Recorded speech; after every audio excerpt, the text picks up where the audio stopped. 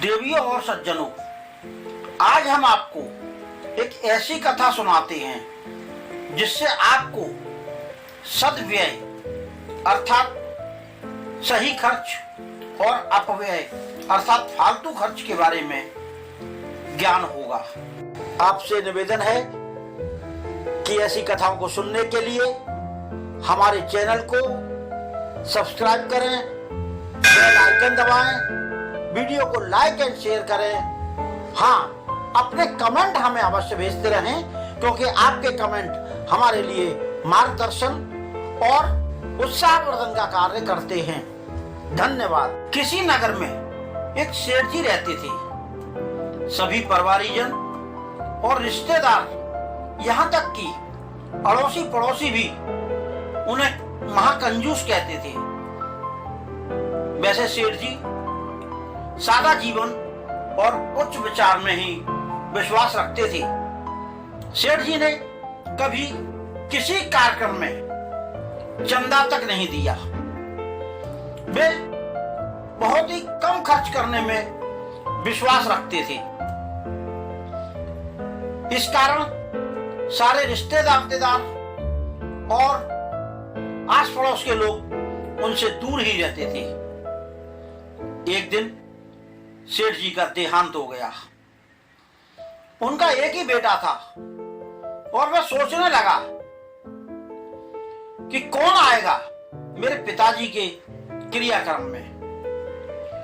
आखिर उन्होंने कभी कोई दान पुण्य किया ही नहीं, कभी किसी को चंदा दिया ही नहीं। सारे रिश्तेदार इनसे दूर ही रहते थे। खैर, जैसे तैसे कुछ मित्र और रिश्तेदारों को बुलाया गया, परंतु ठटरी बांधते समय भी लोगों के मुंह से एक ही बात निकलती थी, बड़े ही कंजूस थे। कभी ना तो खुद अच्छा खाया ना पहना और ना ही घर वालों को खाने पहनने दिया। हमें याद भी नहीं आता कि इन्होंने कभी किसी कार्यक्रम में 1 रुपया भी दिया हो। कभी किसी को कुछ पैसा दिया भी तो उसका 1-1 रुपए का हिसाब लिया। अब क्या हुआ? क्या दौलत साथ लेकर चले गए? सब कुछ यहीं छोड़ गए। अरे, इससे तो अच्छा था कि दौलत को आपस में बांट जाते तो कम से कम बाकी लोग तो खुश रहते। अब देखो, 2-4 लोग ही आए हैं इनकी मिट्टी में। बहुत देर हो गई तो किसी ने कहा, बेटा अब ज्यादा देर मत करो, जो लोग आने थे वो आ गए और कोई नहीं आएगा इनकी कंजूसी के कारण। अब शमशान ले चलने की तैयारी करो। आखिर बेटे ने भी हामी भर दी। लोग अर्थी को उठाकर ले चले, लेकिन जैसे ही वे बाहर निकले तो एक ओर से कुछ गरीब लोगों की भीड़ आती दिखाई दी। कोई अंधा, कोई लंगड़ा, कोई अपाहिज, हजारों की संख्या में महिलाएं। तभी किसी ने दूसरी ओर इशारा किया। वहां से भी ऐसी ही भीड़ चली आ रही थी।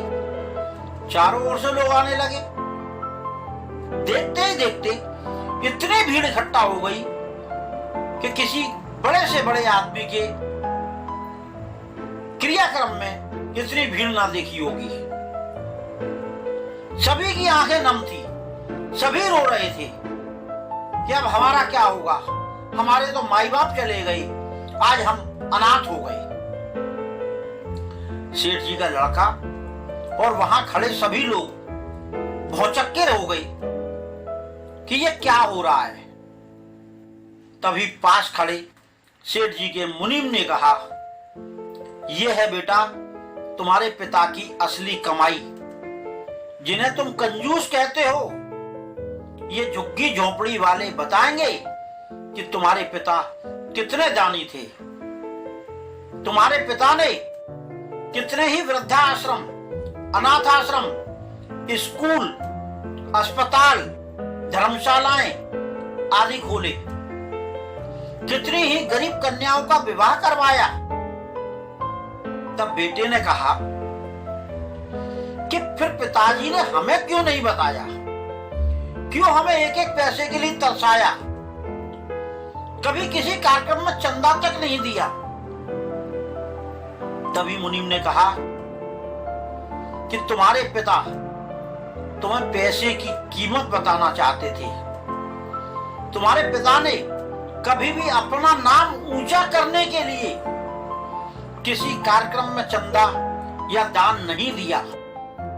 जरा पूछो उन लोगों से जो चंदा मांगने आते हैं, उन्होंने किसी की भलाई के लिए कितने कार्य किए। ये जो तुम्हारे पिता को आज कोस रहे हैं, वो केवल इसलिए कि उन्हें उड़ाने के लिए तुम्हारे पिता ने एक पाई तक नहीं दी। सेठ जी ने कभी कोई फालतू खर्च नहीं किया। ये वो भीड़ है जिसे तुम्हारे पिता ने खुद भूखे रहकर भोजन कराया। ना जाने कितनों का भविष्य संवारा है, कितनी कन्याओं की शादी करवाई है। हाँ, तुम्हारे कॉलोनी वालों को किसी फरमाइश में साथ नहीं दिया। तुम कहते हो कि तुम्हारे पिता कंजूस थे। हाँ, थे वो कंजूस, क्योंकि उन्होंने कभी भी अपव्यय नहीं किया। जो भी किया सदव्यय ही किया। बेटे की आंखें खुल गई। उसने तुरंत पिता को नमन किया और सम्मान के साथ उनका अंतिम संस्कार किया और पिंडदान किया। तो देवियों और सज्जनों, ध्यान रखिए, सदव्यय कीजिए, ना कि अपव्यय।